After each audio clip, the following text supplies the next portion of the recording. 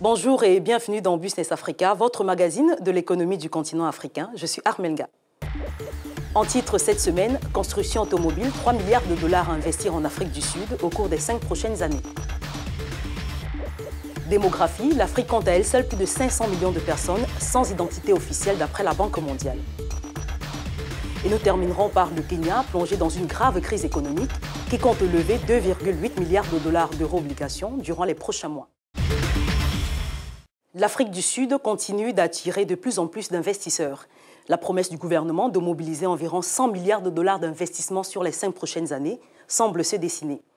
Après l'industrie pharmaceutique et du e-commerce, c'est au tour du secteur automobile de se montrer intéressé.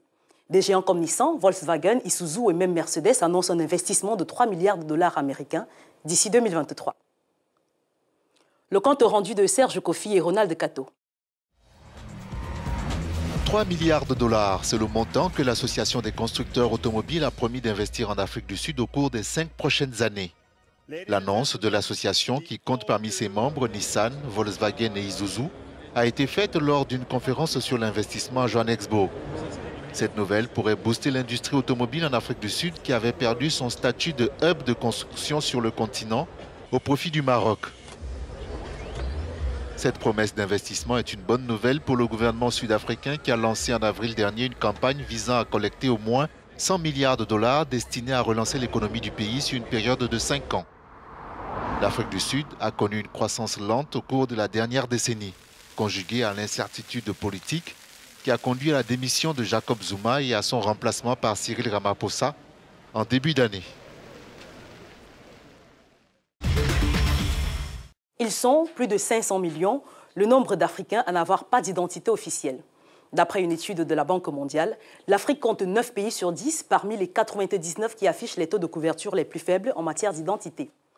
L'institution financière avance le chiffre de 6 milliards de dollars américains pour initier de larges campagnes d'identification numérique à travers le continent.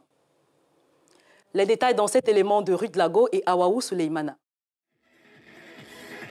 500 millions de personnes sont sans acte de naissance sur le continent selon la Banque mondiale. Rien que l'Afrique subsaharienne en compte 494 millions. À cela s'ajoutent les chiffres de l'UNICEF qui indiquent que quelques 85 millions d'enfants ne sont pas inscrits à l'état civil et n'ont pas d'acte de naissance.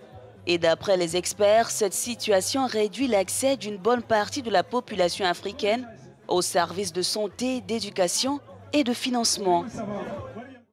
Pour la Banque mondiale, il faudrait 6 milliards de dollars à l'échelle du continent pour identifier ces enfants. Pour changer la donne, l'institution compte s'appuyer sur les campagnes d'identification numérique et d'enregistrement des états civils à l'échelle du continent à travers l'initiative ID4D. D'ailleurs, soutient-elle, près d'1 million de dollars sont déjà engagés dans la promotion de l'identification numérique dans 23 pays en Afrique.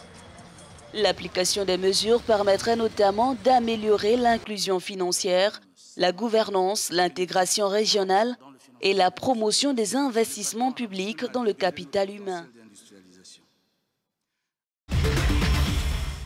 Pour en parler, prenons la direction de Dakar au Sénégal et retrouvons El Hadji Alioune Diouf, commissaire aux enquêtes économiques et professeur en économie internationale à l'École nationale d'administration et à l'École supérieure polytechnique de Dakar. Bonjour El Hadji Alioune Diouf et bienvenue dans Business Africa. Oui, bonjour. Je vous remercie pour votre invitation. Monsieur Diouf, nous venons de le suivre dans le reportage que l'Afrique enregistre le taux de couverture le plus faible en matière d'identité. 500 millions de personnes n'ont pas d'identité officielle selon la Banque mondiale. Quel est l'impact direct de cette situation sur l'économie ou sur le développement économique des pays africains? Oui, vous soulevez un problème vraiment intéressant et un problème qui interpelle tous les dirigeants africains, pour ne pas dire tous les Africains, même si nous ne sommes pas les seuls dans le monde. On parle d'1 milliard, mais les 500 millions sont en Afrique, c'est donc considérable. Vous vous rendez compte, si quelqu'un n'a pas vraiment une identité, si on n'arrive pas à connaître nos populations, comment voulez-vous qu'on puisse vraiment appréhender véritablement les préférences de ces populations-là et les problèmes auxquels ces populations sont confrontées parce que c'est des êtres invisibles. On les appelle d'ailleurs les invisibles. C'est un problème qui est posé depuis assez longtemps. Et même sur nos richesses en Afrique, on n'a pas ce qu'on appelle aussi les droits de propriété. On n'identifie pas. Si l'État n'a pas une idée précise du nombre de populations, l'impact ne peut être que négatif sur l'économie africaine ou sur le développement économique des pays africains. Parce que justement, c'est une demande qui est représentative pourtant, mais qu'on ne prend pas en compte. Même pour votre sécurité, c'est un réel problème si on n'arrive pas à identifier un certain nombre de problèmes.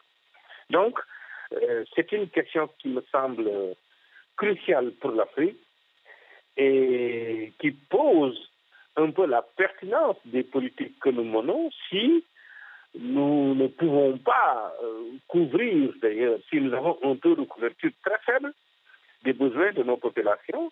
Donc, je pense que c'est un problème qui est important et qui doit interpeller tous les dirigeants africains pour prendre en charge ce problème de la manière la plus visible. Il semble évident que maîtriser ces données est une priorité. On peut donc se demander sur quels éléments tangibles s'appuient souvent certains gouvernements africains pour mettre en place des stratégies ou plans de développement si toutes les composantes ne sont pas prises en compte.